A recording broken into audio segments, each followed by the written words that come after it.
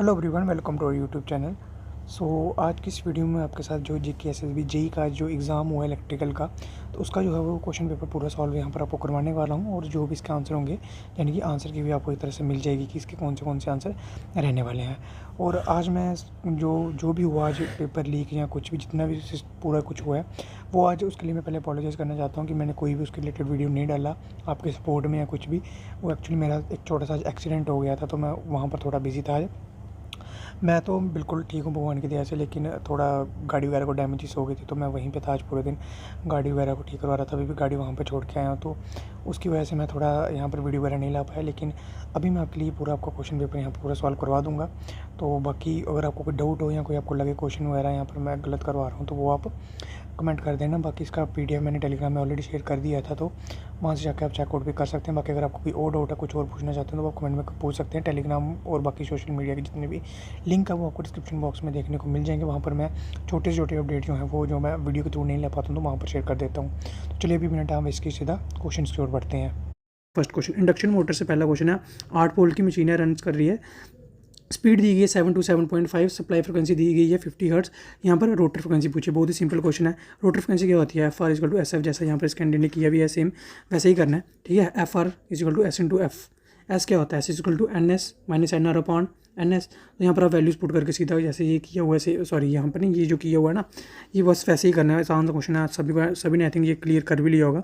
1.5 word इसका answer रहने वाला है। उसका अगला क्वेश्चन देखते हैं। Crawling in an induction motor is due to, किसकी वजह से क्रॉलिंग होती है? स्पेस हार्मोनी की वजह से, प्रोड्यूस्ड बाय वाइंडिंग करंट, ठीक है। क्रॉलिंग किसकी वजह से होती है? स्पेस हार्मोनी की वजह से, बिल्कुल सही आंसर है इसका। उसके बाद यहाँ पर हम देखें तो consider the following types of single phase motor. Single phase motor की ये क्या दी गई है? टाइप्स दी गई हैं, ठीक है, सॉरी। तो यहाँ पर फर्स्ट टाइप है capacitor start and capacitor run induction motor, ठीक है। Permanent slip capacitor motor, shaded pole motor. इनमें पूछा गया था correct sequence of these in the ascending order of the magnitude of, अच्छा मैग्नीट्यूड के हिसाब से इनको असेंडिंग ऑर्डर में लगाना है, यानी कि जो सबसे जिसका कम क्या है स्टार्टिंग टॉर्क है उसको सबसे पहले लगाना है, और जिसका सबसे ज़्यादा स्टार्टिंग टॉर्क है उसको बाद में। तो इसका आंसर रहेगा आपका सबसे पहले आता है इसमें शेडेड पोल मोटर रहेगी, सबसे ज़्यादा स्टार्टिंग टॉर्क रहता है शेडेड पोल मोटर का। उसके बाद 3 आ गया, ठीक है। थर्ड किसकी है? थर्ड एक ही है, ये भी नहीं है, ये भी नहीं है। तो इसका ये ऑप्शन नंबर बी, इसका हमें दूसरे ऑप्शन देखने की जरूरत ही नहीं है। बी ऑप्शन इसका बिल्कुल सही रहेगा। थर्ड, सेकंड और फर्स्ट रहेगा। सबसे पहले शेडेड पोल, उसके बाद परमानेंट स्लिप कैपेसिटर, उसके बाद capacitor start and capacitor run induction motor.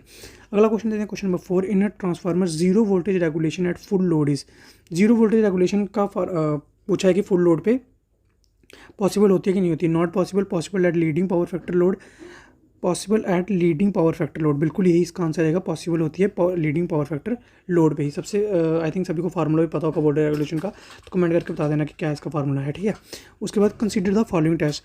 तो ये क्या है टेस्ट? स्विनवन test, short circuit test, open circuit test, ये तो ट्रांसफार्मर के टेस्ट हैं, ठीक है।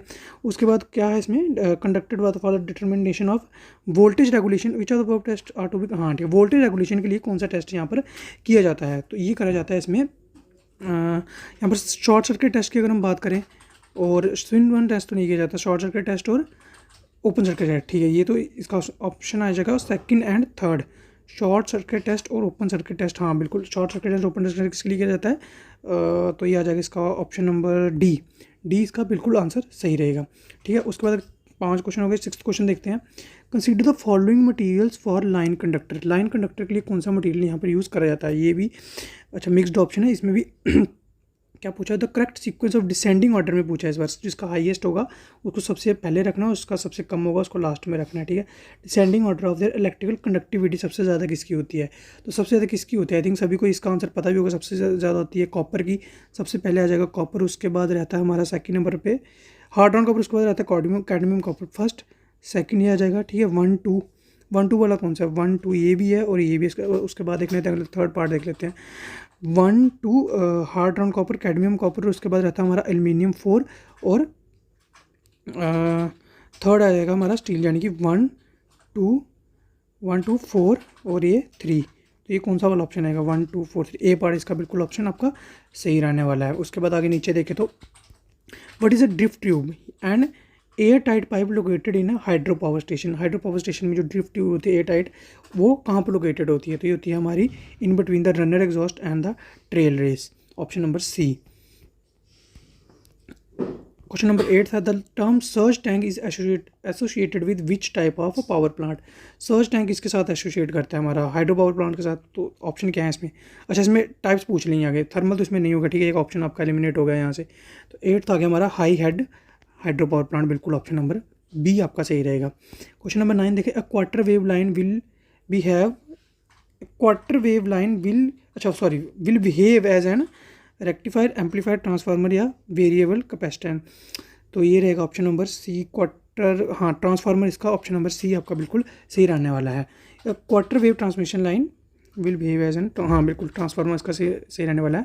इम्पीडेंस ट्रांसफार्मर इसका हम बिल्कुल सही देखें तो इम्पीडेंस ट्रांसफार्मर की तरह ये बिहेव करती है, इम्पीडेंस ट्रांसफार्मर। अगला क्वेश्चन है हमारा, hollow conductors are used in transmission line. Hollow conductor क्यों यूज़ करते हैं ट्रांसफार्मर में? टू रिड्यूस कोरोना को रिड्यूस करने के लिए हम होलो कंडक्टर का यूज़ करते हैं। ऑप्शन नंबर ए से यहाँ पर सही रहेगा। अगला क्वेश्चन है the surge impedance of 3 phase 400 kV transmission line का 400 ओम है, तो सर्ज इंपीडेंस लोडिंग क्या होगा? सर्ज इंपीडेंस लोडिंग का फॉर्मूला क्या होता है? SL equal to V L square upon V square upon Z square, यानी कि 400 स्क्वायर अपॉन 400 तो यह जाएगा इसका 400 मेगावाट, बिल्कुल ऑप्शन नंबर सी यहाँ पर सही रहने वाला है। 12th अगर हम देखें तो a cable has an inductance of 0.22 milli henry per kilometre and capacitance of 0.202 microfarad per kilometre. The characteristics impedance of the cable is, cable का इंपीडेंस पूछा है, कुछ नहीं करना, फार्मूला लगाना है, कुछ सिंपल है। Z is equal to L upon C का फार्मूला लगाओगे तो इसका आंसर जो सॉल्व करके आएगा मैं आपको बता देता हूँ। फार्मूला तो आई थिंक सभी को पता होगा, सिंपल फार्मूला है इसका। तो 12th का ऑप्शन नंबर आपके पास आ जाएगा यहाँ पर बी आपका बिल्कुल सही रहने वाला है। B30 एक बार इसको सॉल्व करके आप देख लेना, ठीक है, एल अपॉन सी। अभी इसको मैंने सॉल्व किया नहीं है तो मेरे को आंसर अभी इसको सॉल्व करने में टाइम लग जाएगा, तो एक बार देख लेना इसको। फ्रंट इफेक्ट में क्या होता है सभी को पता होगा, फ्रंट इफेक्ट में क्या कौन सा वोल्टेज ज़्यादा होता है, रिसीविंग एंड का कि सोर्स एंड का, ये सभी को कमेंट करके बता देना आप। The time interval needed for a surge to travel to the end of 600 kilometre long overhead transmission line is. Time interval पूछा हुआ है, ठीक है, किसका travel to end of 600 kilometre में लेंथ दी गई है, ठीक है। उसके बाद यहाँ पर अगर हम बात करें तो टाइम इंटरवल क्या होता है, टाइम क्या होता है, डिस्टेंस अपॉन स्पीड स्पीड या वेलोसिटी आप कुछ भी बोल लो। डिस्टेंस कितना हमारा 600 किलोमीटर है, तो इसको अगर हम मीटर में करें 10⁻³ अपॉन स्पीड हमें दी गई है, स्पीड कितनी होती है हमारी c 3 × 10⁸, तो इसका जाएगा 2 मिली सेकेंड सॉल्व करके 2 मिली सेकेंड। 15th क्वेश्चन को अगर हम आगे बढ़ें तो which type of insulators are used when conductors are terminated और द डायरेक्शन ऑफ द कौन से इंसुलेटर यूज होते हैं जब हमारा शार्प टर्न यहाँ हमें टर्मिनेट करना होता है, ठीक है, कंडक्टर को जहाँ पे एंड होता है, तो कौन से आते हैं वहाँ पे? शैकल टाइप आते हैं, बिल्कुल ऑप्शन नंबर स्ट्रेन टाइप आते हैं यहाँ पर। स्ट्रेन टाइप और शैकल टाइप इससे सेम नहीं होते ये दोनों नाम?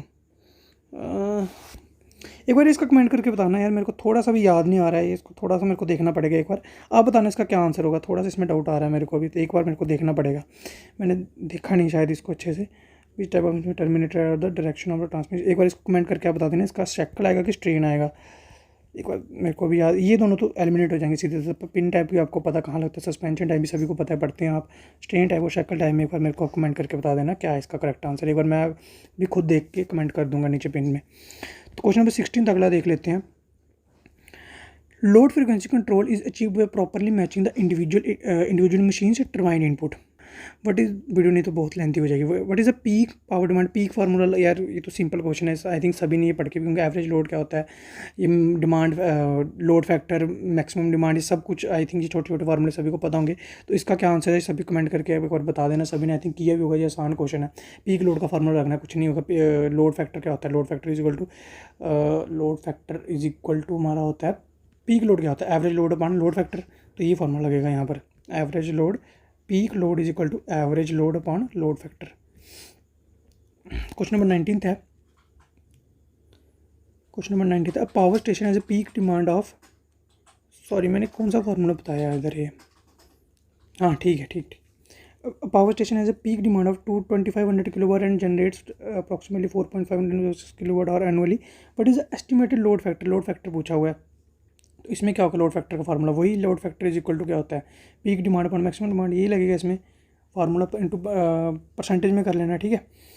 अगला क्वेश्चन आ गया 20th, which of the following are the advantages are advantages of इसका ऑप्शन मैं बता देता हूँ आपको। क्वेश्चन नंबर 19 का है ऑप्शन नंबर बी, और 18 का है 50 मेगावाट। ठीक है, ये आंसर एक बार आप देख लो, क्योंकि आंसर की मेन तो वही है, आंसर पता होना चाहिए बी।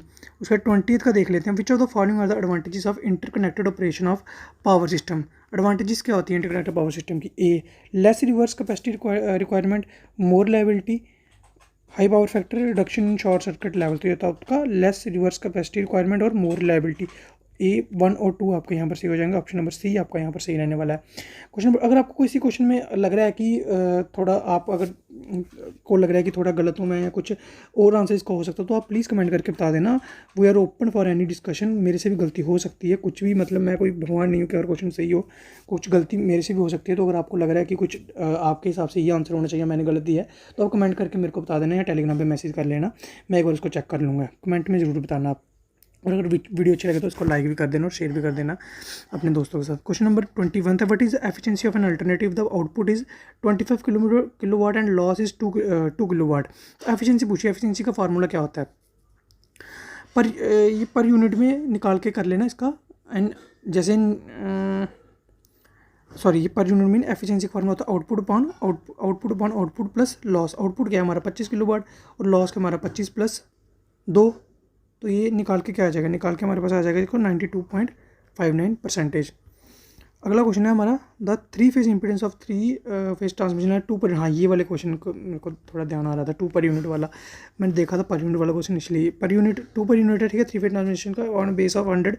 और यार सीधा क्वेश्चन है, न्यू पूछा है, न्यू दिया हुआ है, ओल्ड पूछा और इसमें निकालना है what will be the corresponding impedance, वही न्यू वाला निकालना है। ठीक है, तो इसमें ओल्ड वाला निकालो, old into MVA, old new MVA upon new old MVA, और वोल्टेज V आपका क्या आता है? New upon old upon new का स्क्वायर। बस यही करके आपका निकल जाएगा 0.50 पर यूनिट। बिल्कुल सही आंसर है इसका। क्वेश्चन नंबर 23 अगर हम देखें तो, if a line to ground fault results in a fault current of 100 ampere in the affected phase, what will be the corresponding zero sequence current. तो जीरो सीक्वेंस करंट इसका क्या होता है? ये होगा हमारे पास I0 equal to IF upon 3 इसका रहेगा, यानी कि 100 अपॉन 3 इज इक्वल टू 33.3। इसका 100 नहीं, इसका 33.3 आपका आंसर रहने वाला है। क्वेश्चन नंबर 24 अगर हम देखें तो, an element in a power system as a positive, negative and zero sequence reactance of 0.3 0.9 respectively, this element is most likely to be. बहुत बड़ा क्वेश्चन है लेकिन इसका आंसर बिल्कुल सिंपल है। ट्रांसमिशन लाइन में ही हमें सारे सीक्वेंस देखने को मिलते हैं। ठीक है, अंडरग्राउंड में ये नहीं होते हैं। ठीक है, एक बार याद रखना, अंडरग्राउंड में ये नहीं रहता है। क्वेश्चन नंबर 25 में अगर हम बढ़ें तो, in which of the following 3 phase transformer connection configuration will zero sequence current not flow through the transformer winding. ठीक है, क्वेश्चन नंबर है, in which of the following 3 phase transformer connection will configuration will zero sequence current not follow. ठीक है, not flow through the transformer winding. ये में छोटी छोटी चीज़ें यहाँ से गलती होती है, नॉट वही इसलिए मैंने दूसरी बार पढ़ा इसको। तो ये हमारा किस में नहीं करता है? तो ये करता है हमारा ऑप्शन नंबर ए रहेगा इसमें बिल्कुल सही answer, primary in star, neutral not grounded, secondary in delta. Question number 26 है, मैच द फॉलोइंग, किसके साथ मैच करना है? डोमिनेंट फीचर और फिनोमिना। ठीक है, तो सबसे पहले अगर हम देखें तो voltage stability, transient stability, oscillatory stability, steady state dynamics. Steady state dynamic अगर मैं देखूँ तो ये आपका रिलेट करता है पावर सिस्टम स्टेबिलाईजर साथ, Z का 1, ये दोनों एलिमिनेट हो गए। उसके बाद अगर हम देखें तो ट्रांजिएंट स्टेबिलिटी को अगर हम देखें तो ये आ जाएगा एंगल स्टेबिलिटी से रिलेटेड। ठीक है, तो इसका आ जाएगा Z का क्या था? Z का 1 था, और Z का 1 और X का क्या आ गया? थर्ड, X का थर्ड, Z का 1, X का थर्ड, Z का 1, और किसी में ये नहीं आ रहा। तो ऑप्शन नंबर डी आपका बिल्कुल सही रहने वाला है यहाँ पर। ठीक है, उसके बाद हम making current of 3 phase circuit breaker at 200 MVA 33 kV will be approximately. तो फॉल्ट करंट हमारा पूछा हुआ है, तो ये होगा हमारा IF is equal to 2000 upon into 10⁻6 MVA में है तो 33 into √3 into 33 into 10⁻3।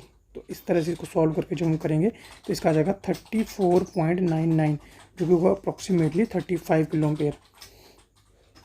Next question काफ़ी सिंपल है, mho relay is usually employed for the protection of, किसकी प्रोटेक्शन के लिए मोर रिले यूज़ करते हैं? ये करते हैं हमारे लॉन्ग ट्रांसमिशन लाइन के लिए से ओनली। ठीक है, क्वेश्चन नंबर 29 है, impulse ratio of insulator and lightning arrester should be, impulse ratio क्या होना चाहिए इंसुलेटर और लाइटनिंग रजिस्टर का, तो होना चाहिए high and low, high and low, option number A. Which lamp has a best CRI, तो ये होता है इनकंडेंसेड बल्ब का, ना कि एलईडी का। एलईडी का 98% होता है, लेकिन इनकंडेंसेड बल्ब का 100% यहाँ पर CRI रहता है। 31 की अगर हम बात करें तो द वोल्टेज इतना है एंड कैन बी एक्सप्लेन, ये तो सिंपल है यार, 2 MB होगा इसका answer. Network style branch 8 independent loop, how many nodes are in there, तो ये आपका B + n-1 नहीं होगा, B - n+1 होगा, तो ये होगा 12 - 8 + 1 यानी कि 12 - 8 कितना -+1 ये होगा 5, यानी कि ऑप्शन नंबर 20 का आपका बिल्कुल सही रहेगा, ए नहीं होगा। द रेसिप्रोकल ऑफ रेजिस्टेंस, ये तो आसान है। What is the basic luminescence, ये भी आसान है, ठीक है, ये तो आसान क्वेश्चन सभी ने किए होंगे ये वाले। क्रिचॉफ लॉ का पूछा हुआ, ये भी सही होगा, डी पार्ट इसका। 36 का क्या है, the divergence of constant vector field, constant vector field का डाइवर्जेंस पूछा हुआ है, तो ये होगा आपका 0। थेवेनिन रिस्पॉन्स, थेवेनिन दोनों places linear circuit with voltage source and series resistance, simple question आ गया, ये पेज ही पूरा सिंपल क्वेश्चन का है। अगला क्वेश्चन देख लेते हैं। If a conductor is placed in an electrostatic field, the field inside the conductor is, question number, if a conductor is placed in electrostatic field, the field, field पूछा हुआ है inside the conductor, ठीक है, तो इसका होगा option number,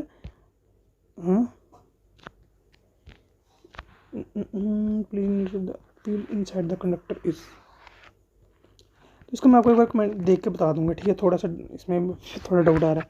अगला question देख लेते हैं। 39 in a purely inductive AC circuit the current, AC circuit में, इंडक्टिव AC सर्किट में क्या होगा यार, ये तो बहुत ही आसान क्वेश्चन है, तो इसका अगर lags the voltage by 90 degree. Next question हम देख लेते हैं, voltage, find voltage Vx using superposition theorem, superposition से करना चाहे जिससे मर्जी करो, आपने तो Vx निकालना है, तो इसको सॉल्व करके हमारा आंसर आ जाएगा बिल्कुल 9 वोल्ट, इसमें आंसर है ना कि 6 वोल्ट का। इसको सॉल्व किसी भी थ्योरम लगा के आप, किसी भी तरीके से KCL KVL लगा के आप इसको आराम से सॉल्व कर सकते हो। अगला क्वेश्चन है हमारे पास, इन a resistive circuit a voltage source is defined as V is equal to 4I, I is the current through the 2 ohm resistor, the power supplied by the, ये कुछ नहीं, P is equal to V into I का formula लगेगा, बस 4I into I is equal to हो जाएगा हमारा 4I का स्क्वायर, और पावर हमारे पास 32, यानी कि हमारे पास कितना आ जाएगा, I आ जाएगा हमारे पास 2√2, 2√2 आ जाएगा, तो ये क्या आ रहा है हमारे पास, इसका आंसर बी, ऑप्शन बी रहने वाला है, ना कि A. Which one of the following is an open loop, तो ये क्या है, the respiratory system of man system for controlling the movement of the slide of a copying milling machine, a thermostatic control, और यहाँ इसका रहेगा traffic light, तो control दिया जाता है आपका ट्रैफिक लाइट कंट्रोल, हमारा ओपन लूप सिस्टम होता है, ठीक है, ये काफ़ी फेमस एग्जाम्पल है, सभी ने आई थिंक इसके बारे में पढ़ा भी होगा। अगला question number 47, feedback control system are, feedback control system क्या होता है, ये होता है हमारा less sensitive to forward path parameter changes than to forward path parameter changes, sorry feedback path parameter changes. अगला क्वेश्चन है, तो डायग्राम वाला क्वेश्चन, इसको बाद में देखेंगे थोड़ा। 49 है, which of the following are the characteristics of close loop system, close loop system की करेक्टरिस्टिक्स पूछी है इन्होंने, तो ये होता है हमारी, it does not compensate for disturbances, it reduces the stability of plant parameters variations, it reduces sensitivity of plant variation, बिल्कुल ऑप्शन नंबर सी सेकंड वाला सही रहने वाला। उसके बाद it does not involve output measurements, it has ability to control the system transient response, ये था हमारा 2 और तीसरा आपका बिल्कुल सही रहने वाला, यानी कि 2 एंड 3, ऑप्शन नंबर डी यहाँ पर बिल्कुल सही रहने वाला है। Which of the following is not valid in case of signal flow graph, signal flow graph में क्या नहीं होता है वैलिड, तो इसमें होता है हमारा nodes are arrange from left to right, ये हमें कहीं भी देखने को नहीं मिलता है, तो ये ऑप्शन नंबर ये भी आपका सही हो जाएगा। अगला क्वेश्चन है हमारे पास, question number 51, consider the following statement regarding the advantages of close loop negative feedback control system over open loop system, close loop negative feedback system का ओपन लूप सिस्टम के ऊपर एडवांटेजेस पूछे हैं, तो इसमें क्या एडवांटेजेस होंगे देखना पड़ेगा एक बार पढ़ के। तो इसका होगा हमारे पास, अगर हम देखें तो the overall reliability of the close loop system is more than that of open loop system, the transient response in the close loop system decays more quickly than in open loop system.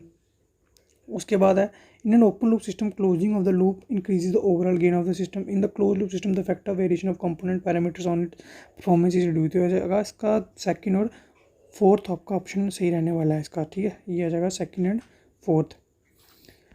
अगला question है, unity feedback system as open loop transfer function, the steady state error is, तो इसका steady state error is zero. अच्छा, zero किसके लिए होगा, तो ये होगा हमारा step input and type 1 GS। अगला क्वेश्चन है, the steady state error due to ramp input for type 2 system is equal to, steady state error बताना रैम्प इनपुट का फॉर टाइप 2 सिस्टम, तो ये होता है हमारा ज़ीरो। अगला क्वेश्चन है, which of one of the following compensation is adopted for improving transient response of an negative unity feedback system, तो ये रहता है हमारा फेस लीड कंपनसेशन। 56 हमारा, why does a moving iron meter require more power to operate than a PMMC meter, it is due to high magnetic circuit reluctance, बिल्कुल C option आपका सही रहने वाला है। Which of the following material is use for the fabrication of stamping, जिसके लिए हम मैग्नीन use करते हैं। अगला ये भी काफ़ी आसान क्वेश्चन है, विच मैच द फॉलोइंग है। PMMC बोल्ट मीटर, सबसे पहले है PMMC बोल्ट मीटर किसके लिए होता है, PMMC bolt meter temperature error, अच्छा एरर है इसका, ठीक है एरर आ गया। W का 4 इसमें भी है, इसमें भी है, इसमें, यानी कि ये वाला नहीं होगा। उसके बाद अगर हम बात करें एनर्जी मीटर की, तो एनर्जी मीटर का होता है हमारा फेज एंगल एरर, यानी कि W का 4 और एनर्जी का Z का 2, W का 4 Z का 2, Z का 2, ये वाला ऑप्शन नंबर C आपका सही रहने वाला है। उसके बाद ACI मीटर का अगर हम देखें तो ACI मीटर का रहता है हमारा एडी करंट एरर, तो ये ऑप्शन नंबर आपका कौन सा, B आपका, sorry W4 PMMC temperature at 1 second 4। ACI meter हमारा आ गया एडी करंट एरर।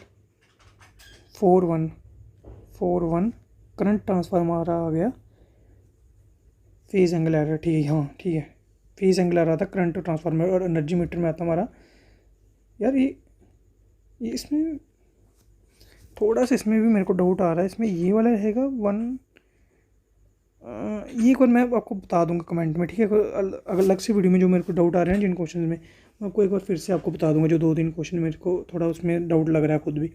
तो अगला क्वेश्चन देख लेते हैं, when a steady current is pass through a ballistic galvanometer then the deflection will be, तो डिफ्लेक्शन होगा इसमें 0। What is a multiplying power of shunt resistance 200 ohm when used with the galvanometer of 100 ohm, तो shunt का पूछा हुआ RSS equal to RM/M-1 का formula लगा देंगे इसमें, और इसमें जो ऑप्शन आ जाएगा हमारे पास 6 निकल के आएगा इसका सॉल्व करके, ये सेव सॉल्व किया हुआ, ये बिल्कुल सही है, 6 इसका आंसर रहने वाला है। उसके बाद है question number 61, which on the following instrument is use for the standardization of Drysdale AC potentiometer, तो इसका होगा प्रेसिजन टाइप। अगला हमारे पास आ गया 62, तो इस पार्ट में इतने क्वेश्चन रखते हैं, बाकी जो बच गए मैं इसको अलग पार्ट्स में बना दूंगा, क्योंकि वीडियो लंबी हो जाती है काफ़ी, तो उसको अलग से पार्ट में करवा दूंगा जो बाकी बचे हैं। और जो क्वेश्चन में आपको डाउट है साथ में, जो आपको लग रहा है कि मैंने गलत बताया या कुछ एक्सप्लेनेशन गलत दी है, तो आप कमेंट करके बता देना। तो पार्ट 2 में इसका मैं अभी थोड़ी देर बाद ही रिकॉर्ड करूँगा, वो रिकॉर्ड करके आपको डाल दूँगा। तो चलिए मिलता हूँ आपसे ऐसी नई वीडियो में, तब तक के लिए bye bye and take care.